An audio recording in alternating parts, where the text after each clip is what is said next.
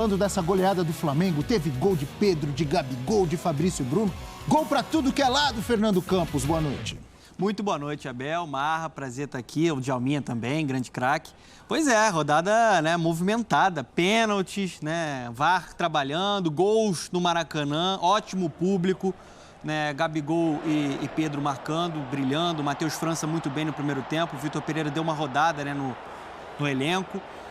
E um Flamengo que convenceu, pegou um adversário mais fraco, um adversário frágil que é o Nova Iguaçu e fez o que se espera de uma equipe da potência do Flamengo, Um jogo sem correr nenhum tipo de risco, o Santos praticamente não trabalhou, controle absoluto, a criação funcionando.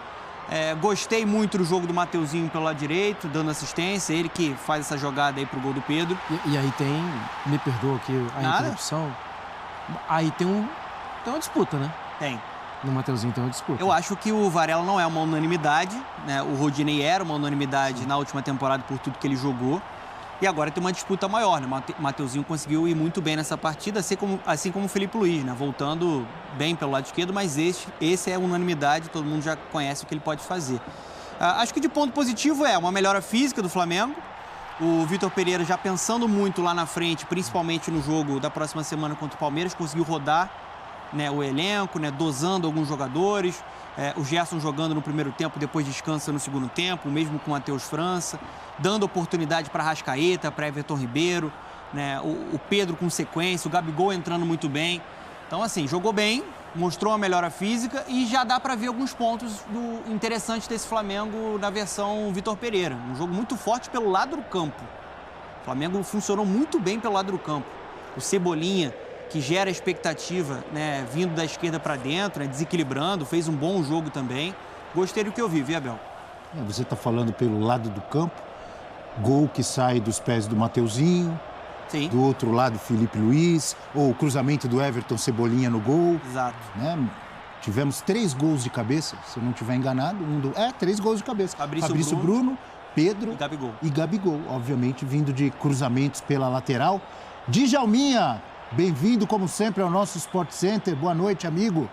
E a sua visão dessa goleada do Flamengo, depois daquele 0-0, com algumas cornetas ali, depois do 0-0 com o Madureira. Hoje os gols saíram, Djalma. Boa noite. Boa noite, Abel. Boa noite, Marra. Boa noite, Fernando. Realmente, o Flamengo hoje fez uma boa atuação, Desde o início do jogo, comandando uma equipe muito superior à do Nova Iguaçu. Mas o Vitor, hoje, ele modificou um pouco, não só os nomes, mas também o esquema, Ele atuou com os 2 extremos, abertos. E, assim, no final deu muito resultado isso, porque o Flamengo conseguiu os gols, praticamente todos eles pelos lados do campo. A assistência do Mateuzinho, assistência do Everton, do Cebolinha. E no segundo tempo, já com um jogador a mais, no finalzinho ali do primeiro tempo, foi expulso o jogador do Nova Iguaçu. Aí as coisas ficaram mais fáceis e aí o Flamengo entra com Gabigol, entra Arrascaeta, entra Everton Ribeiro e a equipe ficou mais forte ainda. Gabigol aí marcando 2 gols, Pedro também. E assim, uma bela atuação, mas é lógico que com um a mais e a superioridade do Flamengo é muito grande. O que valeu... Eu acho que valeu para dar ritmo.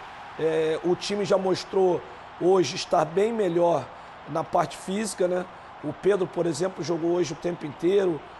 Mateuzinho muito bem, que acho que tem grandes possibilidades de conquistar essa vaga de titular. Então, Matheus França jogou um tempo só, mas também foi muito bem.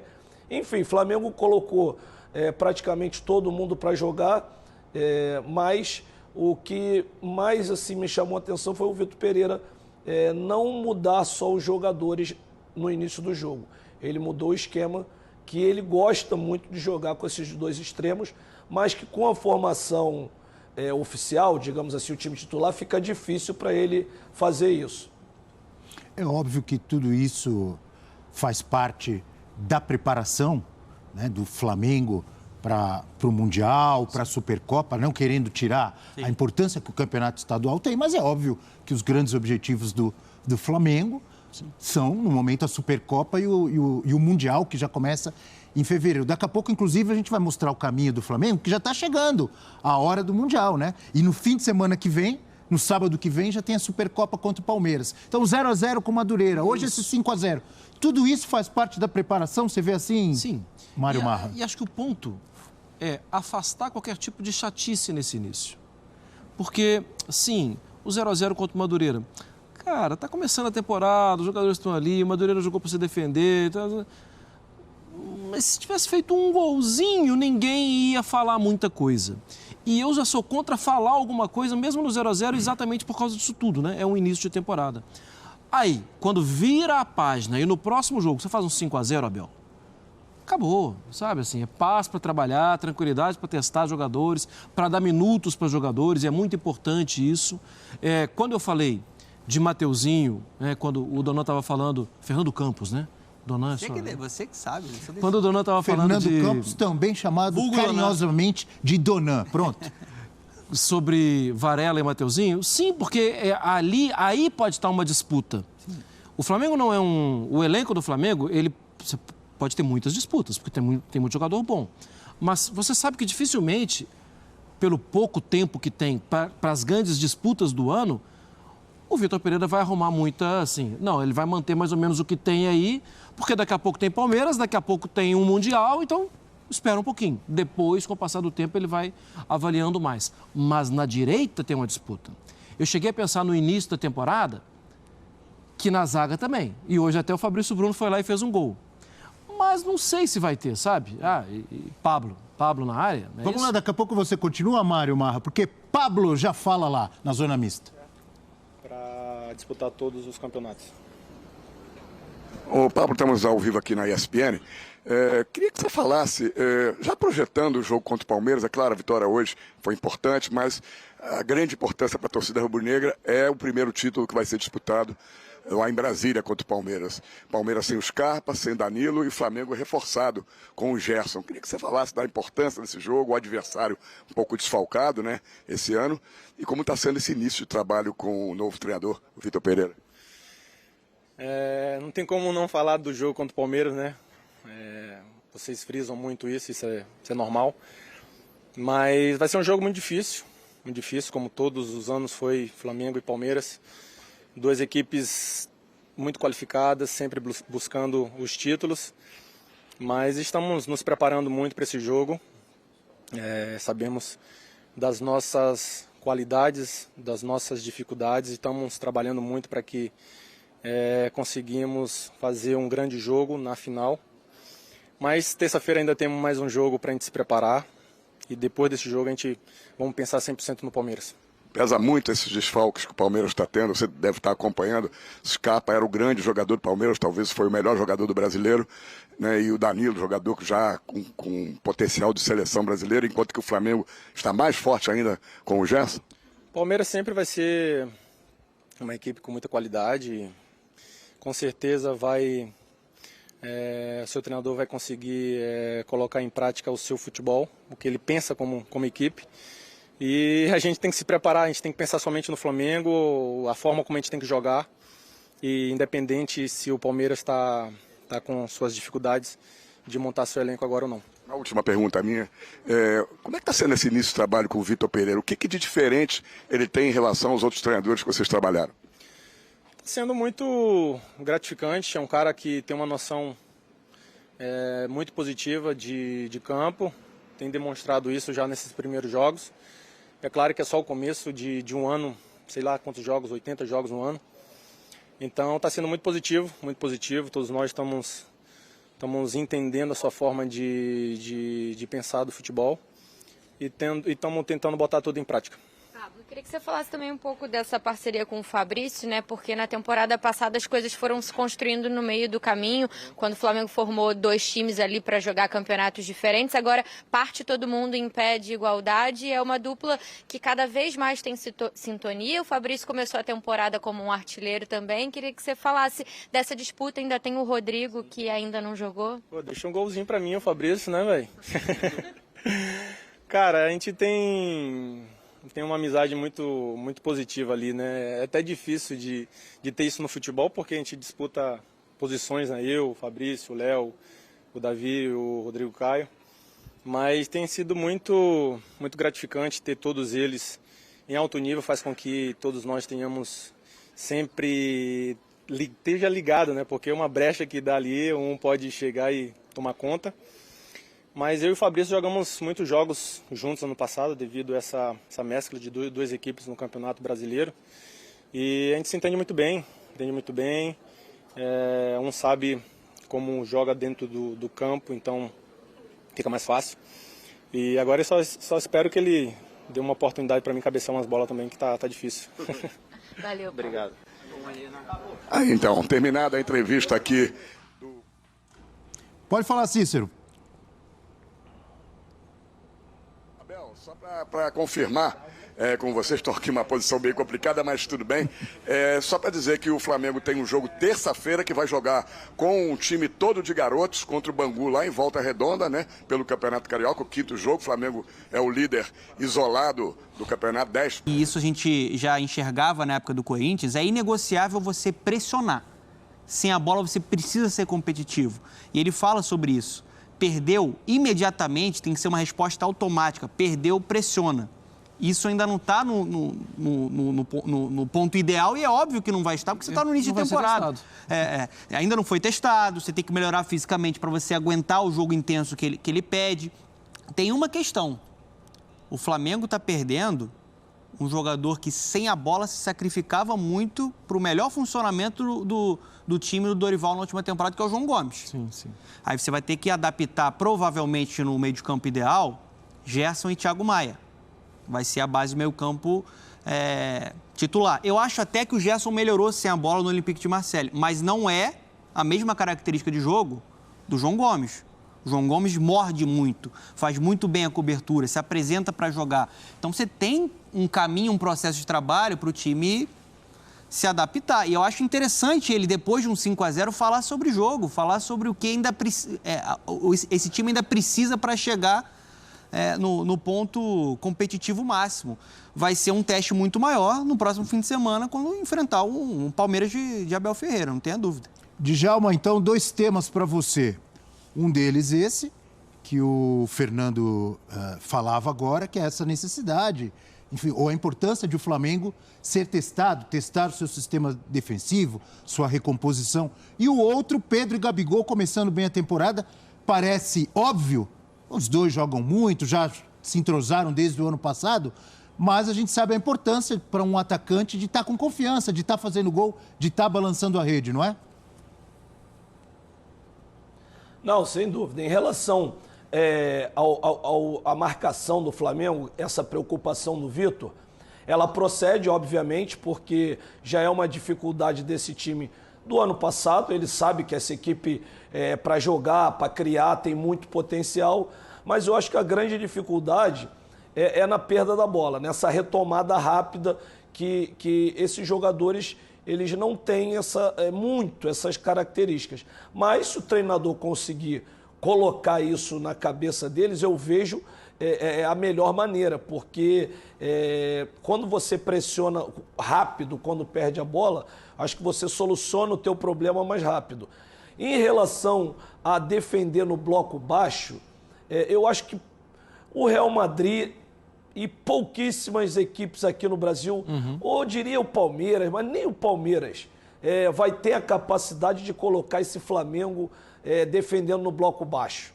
Pode, se tiver com vantagem o Flamengo no marcador, pode recuar um pouco, mas num jogo normal, eu acho difícil qualquer equipe ter mais volume de jogo que o Flamengo, né? E esse volume de jogo que provoca com que você recue e defenda no bloco baixo que o Vitor citou ali. Eu acho que isso aí o Flamengo não vai ter tanta dificuldade.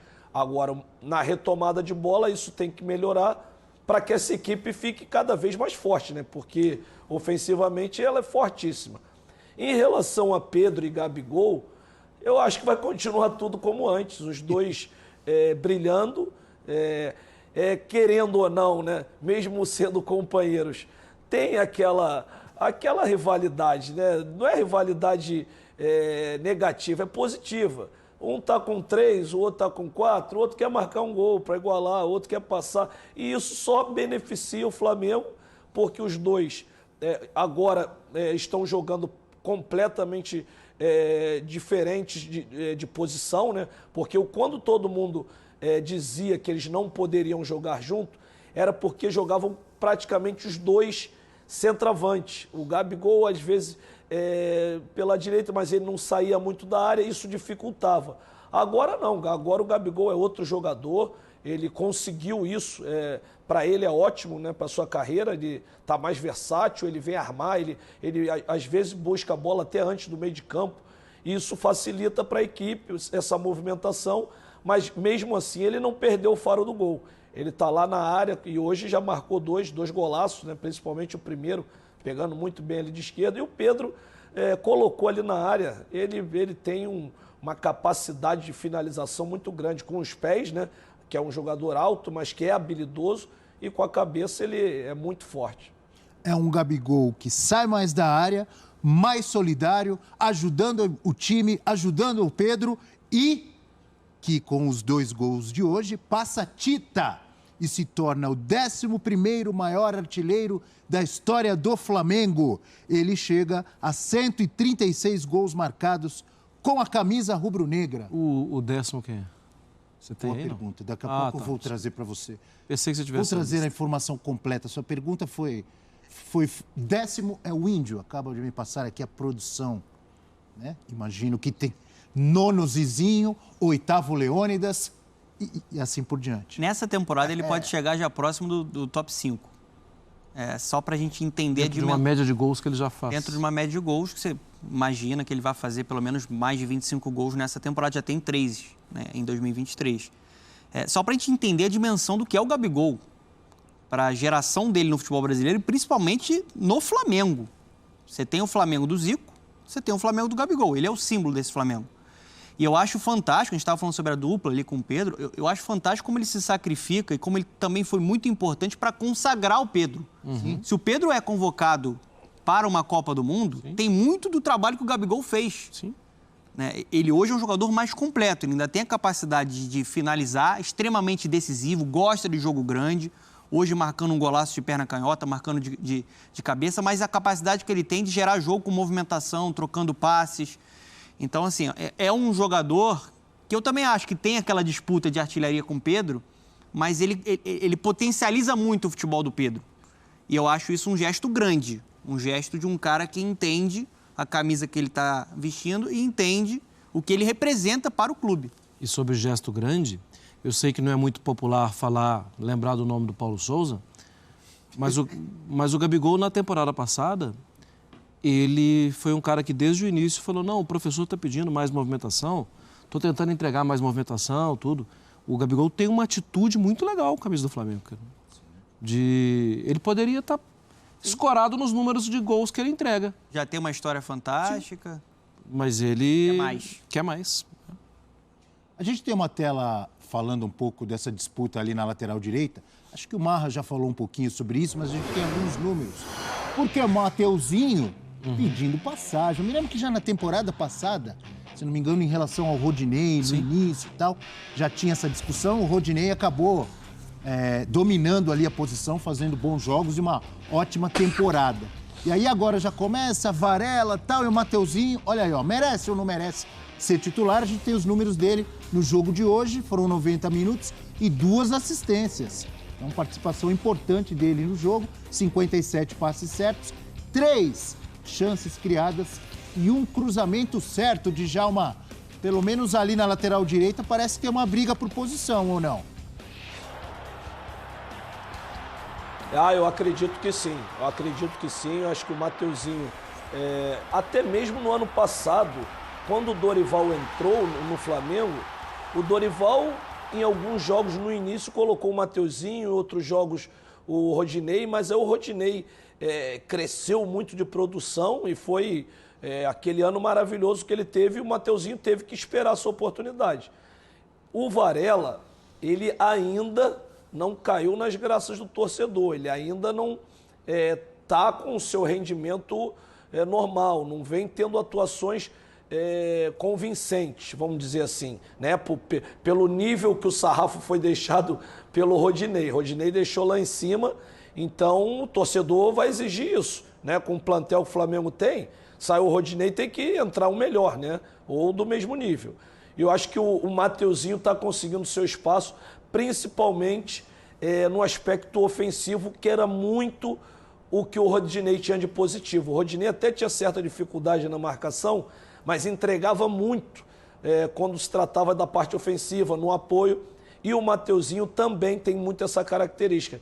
Ele participa das jogadas ofensivas, dá assistências para o gol. Então, eu acho que essa briga na lateral direita, ela está bem acirrada, mas eu acho que está com uma tendência, digo, de futuro, né?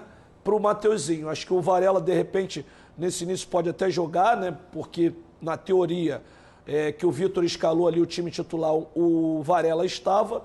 Ele defende mais do que o Mateuzinho, mas não apoia tanto.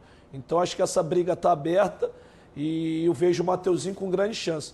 Como no início do programa o Marra até citou, eu também vejo, apesar dos dois zagueiros estarem jogando muito bem, uma briga também acirrada ali na zaga. Na zaga eu acho que também vai ter briga, principalmente Fabrício Bruno está jogando muito bem, já jogava no passado, né, se lesionou, então acho que aí também vai ter uma competição boa.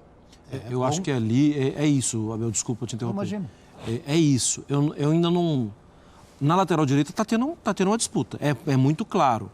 Na defesa, para mim, o Vitor Pereira está rodando ali e ele fica satisfeito com todos que jogam, porque todos jogam bem. O Léo Pereira não é o Léo Pereira do início do Flamengo, é o Léo Pereira da temporada passada, é o Léo Pereira melhor. Mas o Fabrício Bruno tem dado várias pistas de que é um jogador para buscar o espaço dele. E é perfeitamente normal. Agora, ponha-se na pele do Vitor Pereira. Peraí, eu vou para o Flamengo tem uma disputa daqui a pouco com o Palmeiras, vai jogar o Mundial possivelmente contra o Real Madrid. Quem é meu lateral direito? O Rodinei saiu? Quem vai ser meu lateral direito? Cara, esse Varela acabou de disputar a Copa do Mundo. Esse Varela foi contratado uma época pelo Manchester United. Esse Varela, eu vou começar com ele. É perfeitamente normal que ele faça isso. Só que tem mais casca, né? Exatamente. E para jogos de daqui a pouco. Semana que vem já tem um. Só que o Mateuzinho está mostrando. Professor, eu estou aqui. E tem mostrado bem. Bom para o Vitor Pereira e bom para o Flamengo. Bom para o Galo, mudando de assunto, mudando de campeonato, porque o Galo começou com vitória, o Campeonato Mineiro. Daqui a pouquinho a gente vai falar muito do Atlético Mineiro, vitória sobre a Caldense, e também do Gaúcho. O Grêmio teve gol do Luizito Soares. 4 gols em 2 jogos, hein? A gente fala